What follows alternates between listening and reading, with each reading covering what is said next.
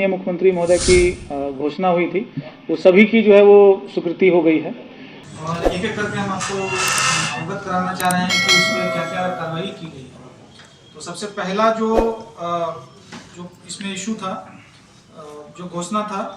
वो घोषणा था कि जल संसाधन विभाग के अंतर्गत जो सारण तटबंध है, उसका जो है वो 40वें किलोमीटर से 80वें किलोमीटर तक जो है वो पथ को डबल लेन करना था। आप अवगत हैं कि जो हम लोगों का सारण तटबंध है, उसका 0 से 40 जो है वो ऑलरेडी डबल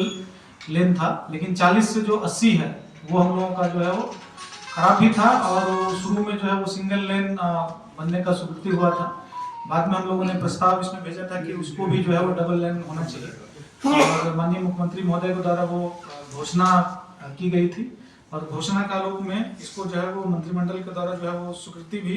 दे दी गई है और कुल इसकी जो राशि है 239 करोड़ का 239 करोड़ की लागत से जो है वो सारण तटबंध का 40वें से 80वें किलोमीटर तक वो डबल लेन जो है वो हो जाएगा। उसके लिए राशि जो दी जा रही है 239 करोड़। उसके बाद जो है वो दूसरा जो महत्वपूर्ण ये था कि हम लोगों ने बाबा हरिहरनाथ मंदिर को विकास के लिए एक प्रस्ताव रखा था, तो उसी कालों में माननीय मुख्यमंत्री महोदय के द्वारा जो है उसकी घोषणा की गई थी और उस घोषणा कालों में बाबा हरिहरनाथ मंदिर का जो है समग्र विकास के लिए विभागीय संकल्प संख्या 431 दिनांक जो है वो 5/2/25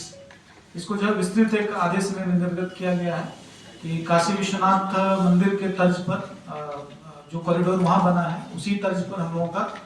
यहाँ पर भी उसका जो है वो DPR तैयार किया जा रहा है और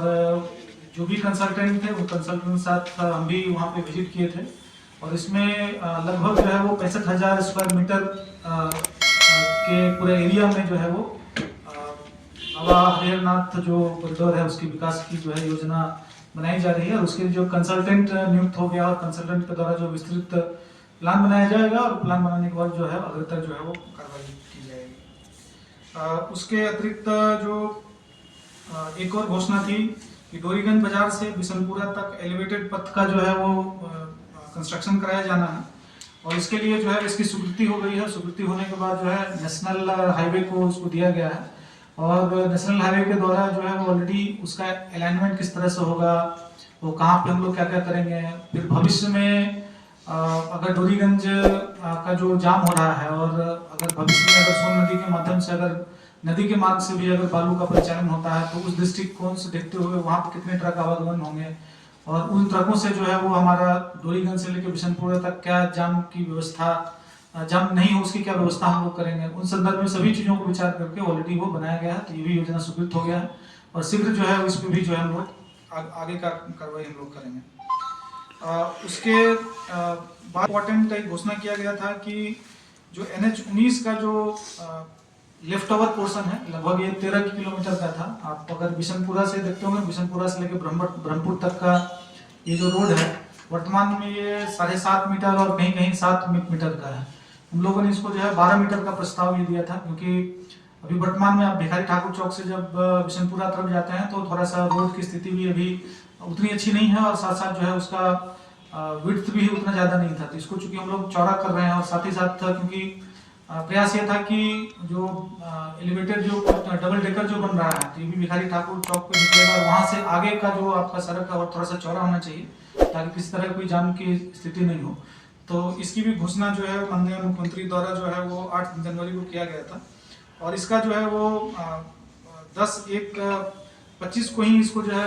स्वीकृति मिल गई थी मंत्रिमंडल की और मंत्रिमंडल की स्वीकृति के बाद ये जो है वो टेंडर में गया हुआ है। कुल राशि जो है वो ये 90 करोड़ की है, 89.95 टू बी स्पेसिफिक। 90 करोड़ की राशि से इसका चौड़ीकरण और मजबूतीकरण कार्य कराया जाएगा। इसके लिए जो है टेंडर फ्लोट ऑलरेडी हो चुका है और हम लोग उम्मीद कर रहे हैं कि इसी माह के अंत तक जो है वो टेंडर जो है निष्पादन हो जाएगा। उसके अतिरिक्त जो है हम लोगों का एक और घोषणा जो माननीय मुख्यमंत्री महोदय के प्रगति यात्रा के दौरान हुई थी वो है एकमा से डुमाईगढ़ का रास्ता है। तो आप अगर एकमा से डुमाईगढ़ आएंगे तो पहले वो RWD का वो रास्ता था और वर्तमान में आप अगर ध्यान हो आपको तो हम लोगों का छपरा, छपरा से मांझी, मांझी से जो है वो आपका गुठनी दरौली वाला जो मार्ग है उसका चौड़ीकरण का ऑलरेडी जो है वो प्रस्ताव जो है वो स्वीकृत ऑलरेडी हो चुका है और उस पर जो है वो टेंडर करके अभी तक कार्रवाई उस पर की जा रही है। तो ये जो रोड है डुमाईगढ़ और एकमा वाला, उस रोड से मिलता हुआ वो एकमा रोड में आ जाएगा और डुमाईगढ़ जो है वो ऑटोमेटिकली यूपी की तरफ भी जा रहा है। तो मतलब यूपी से वो कनेक्टिविटी आपका सीधा हो जाएगा। और इन शॉर्ट अगर कहें तो जो आपका मांझी विधानसभा का क्षेत्र है और एकमा विधानसभा का क्षेत्र है, दोनों का वो कनेक्शन हो जाएगा। ये 10-11 किलोमीटर के अराउंड का ये रास्ता है और इसको भी है पथ निर्माण विभाग द्वारा जो है उसको कराया जा रहा है और इसका भी चौड़ीकरण और मजबूतीकरण का कार्य होगा। और ये कुल राशि इसमें है 41.66 करोड़ और इसका भी जो है वो 4/2/25 को जो है वो मंत्रिमंडल के द्वारा इसकी स्वीकृति दे दी गई है और इसका जो है अब टेंडर में ये जा रहा है। उसके बाद आते हैं हम लोग के माननीय मुख्यमंत्री महोदय की जो 8 जनवरी को जो घोषणा हुई थी उसमें एकमा मसरख पथ का चौड़ीकरण और मजबूतीकरण कार्य था। और अभी आप देखेंगे तो एकमा, ये जो डुमाईगढ़ से एकमा रोड है और ये एकमा से मसरख रोड है, दोनों एक साथ पूरा कनेक्ट करेगा। और ये एकमा से जो मसरख जो रोड है, एकमा आप देखेंगे तो NH 531 है,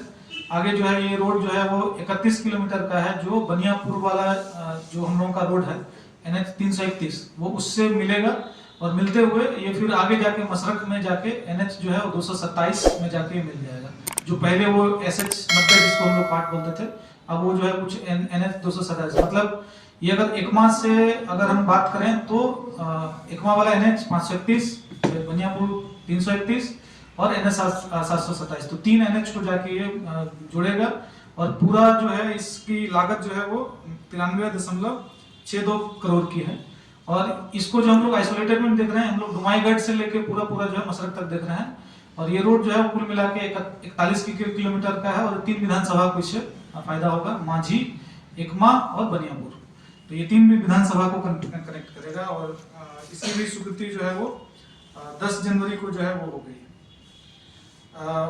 उसके बाद जो हम लोगों का जो महत्वपूर्ण एक पथ है खैरा बिनटोलिया पथ, इसकी भी जो है वो स्वीकृति जो है वो 10 जनवरी को ही मंत्रिमंडल से हो गई थी और ये भी जो है वो टेंडर में है और इस माह के अंत तक ये टेंडर हम लोग का फाइनल हो जाएगा और हम लोग एक्सपेक्ट कर रहे हैं कि इस माह के अंत तक या फिर अगले माह के शुरू में ही इस पर जो है कार्य जो है प्रारंभ हो जाएगा। और इसका जो फायदा इसमें यह है कि अगर आप देखें कि वर्तमान में जो हम लोग का बाईपास रोड है, क्योंकि ये टोटल जो है लगभग 7.5 किलोमीटर का रोड है और बाईपास से जो हम लोगों के शहर की तरफ आते हैं, अगर जगदम ढाला से बात करें तो जगदम ढाला से लेके बाईपास तक की इसकी दूरी लगभग जो है वो 5 किलोमीटर की होगी और लगभग वहां से 2.5 किलोमीटर की दूरी जो SH 90 है, SH 90 में जाके मिल जाएगा। तो ये टोटल जो किलोमीटर की दूरी है इसकी और इसके कंस्ट्रक्शन हो जाने के पश्चात जो आप देखेंगे कि बाईपास से जो आप शहर में आ रहे हैं तो शहर के लिए भी एक और मार्ग मिल जाएगा। अभी जैसे आपका मेथवलिया है, मेथवलिया से आप आ सकते हैं, दूसरा जो है एक और आप अभी जा रहे हैं तो उंधा तरफ से आ सकते हैं, तो एक दोनों के बीच में एक मार्ग रहेगा, वहां से भी आप अंदर आ सकते हैं। दूसरा इसका जो महत्वपूर्ण ये है कि इसके हो जाने से हम लोगों को स्टेशन के पीछे का जो स्थल है वो भी जो है वो आपका उपयोग होने लगेगा और बहुत सारे लोग जो स्टेशन आना चाहते हैं वो पीछे वाला मार्ग का उपयोग करते हुए, मतलब खैरा बिनटोलिया मार्ग का उपयोग करते हुए स्टेशन पे आ सकते हैं। तीसरा जो इसका फायदा यह है कि अभी आप देखे होंगे हम लोगों का ITI, महिला ITI या पुरुष ITI दोनों जो है वहाँ पर ओपन हो गया है, DRCC वहाँ पर है, तो उसके लिए भी है लोगों को जो है आवागमन सीधे बाईपास से वो कर सकते हैं। उसके अतिरिक्त जो है इसका और भी जो है फायदा होगा कि वहाँ पर हम लोग बस स्टैंड प्रस्तावित कर रहे हैं। अभी पंचायती विभाग में जो है वो इंजीनियर नहीं होने के कारण जो है वो उसके कारण थोड़ा सा इशू हुआ था, तो उसको भी हम लोग स्वीकृति करा रहे हैं। तो अतिरिक्त जो हम लोगों का एक बस स्टैंड बन रहा है उसका भी उसको लाभ मिलेगा। तो खैरा बिनटोलिया रोड का जो है बहुत ज़्यादा फायदा है, तो इसकी भी जो है वो स्वीकृति होने के बाद टेंडर की प्रक्रिया में है और शीघ्र इस पर कार्य लगेगा। उसके अतिरिक्त जो 4 जो है महत्वपूर्ण ढाला जो था, भिखारी ठाकुर ढाला, जगदम ढाला, गरखा ढाला और रामनगर ढाला, इन सभी ढालों पर जो है रेलवे ओवरब्रिज निर्माण की घोषणा की गई थी और इसमें जो है वो अपर मुख्य सचिव महोदय के स्तर से रेलवे को जो है पत्र लिख दिया गया है और साथ ही साथ जो है हम लोग इसका अलाइनमेंट और जो प्रशासनिक स्वीकृति की कार्रवाई है, डीपीआर कितनी राशि की होगी, वो सारे कार्य कर लिए गए हैं। उदाहरण के लिए मैं अगर बात करूं तो लगभग सभी जो है 75 करोड़ से लेके जो है वो 100 करोड़ के बीच में जो है अलग अलग जो ये ढाले की राशि निकली है और एस्टिमेट वगैरह सब बना लिया गया है। और बना के हम लोगों ने, चूंकि इसमें रेलवे पर बनना है तो रेलवे की सहमति भी आवश्यक है, तो रेलवे से पत्राचार हो गया और शीघ्र जो है वो रेलवे की सहमति प्राप्त करके अग्रतर कार्रवाई की जाएगी। तो कहने का हम लोगों का अर्थ ये हुआ कि जितनी भी माननीय मुख्यमंत्री महोदय के द्वारा प्रगति यात्रा के संबंध में घोषणा की गई थी, वो सभी को जो है स्वीकृत करते हुए सभी पे अग्रतर कार्रवाई की जा रही है। ये आप लोगों के लिए भी है और इसको आप लोग अगर प्रमुखता